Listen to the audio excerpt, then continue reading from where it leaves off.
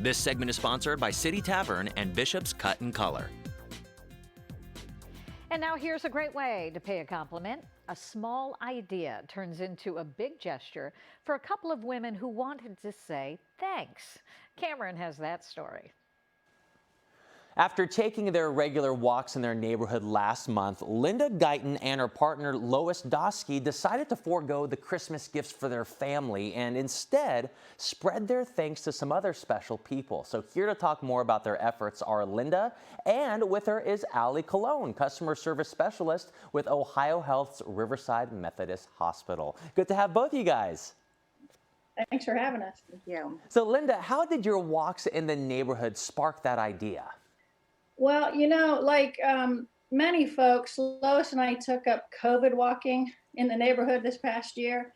And we have a couple of neighbors that are actual doctors and nurses. And we would see them regularly on our walks, and we would stop and chat and, say hi and just see how they're doing. And obviously thank them for everything that they're doing for us and our families.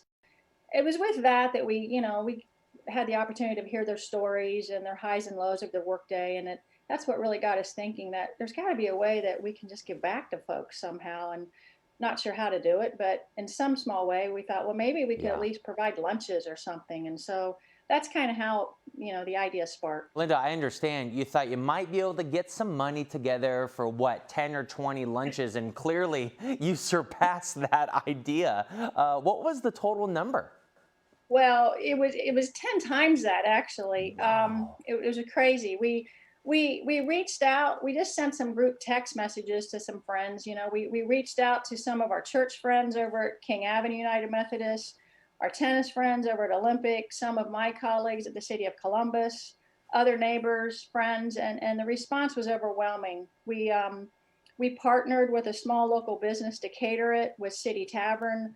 And the owner there shared with us that they were working so hard this past year to make sure that their staff could stay employed. And so it was important for us to have like a win-win and to be able to give back to the local community. So, with that, we ended up with almost 60 households participating. Oh my gosh. And we were able to provide not 30 lunches, but over 300 lunches. Wow. Yeah, over 400 K cups, which I understand caffeine's an important thing with shift work.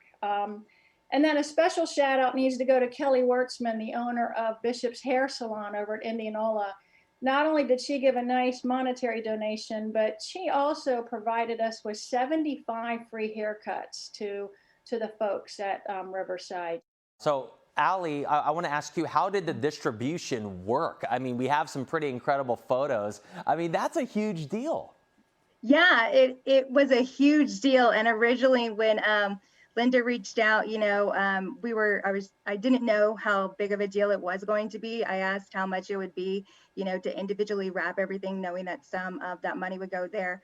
But we were able to deliver day and night, so day and night shift meals to our COVID critical care unit. It's one of our most recent ones with the surge. These 2 units have popped up, and then a med surge COVID unit, as well as our respiratory therapist group. They are hugely integral in treating all of our patients, really, especially our COVID patients.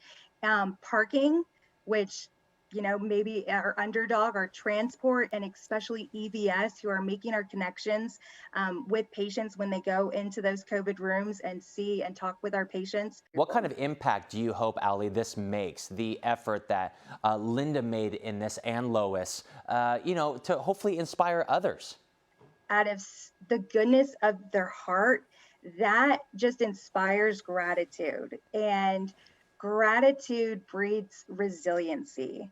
And because of even where we are in this journey with some of these newer COVID units just now going through essentially what I would call almost like the stages of grief, where they're just now experiencing the loss of patients that some of our other COVID units have had this whole time.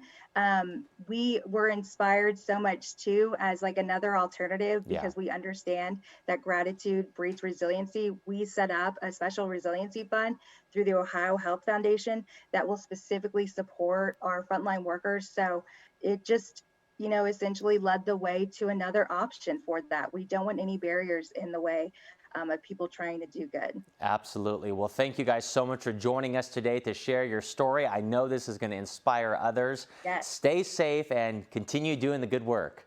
Yes, thank you so much. Thank you again, Linda. Thank you, Allie. You know, the small act of doing good just confirms our belief that there's still a lot of kindness and generosity in the world, and you don't have to look far to see it. Thank you so much again to Linda, Lois, and Allie for doing good.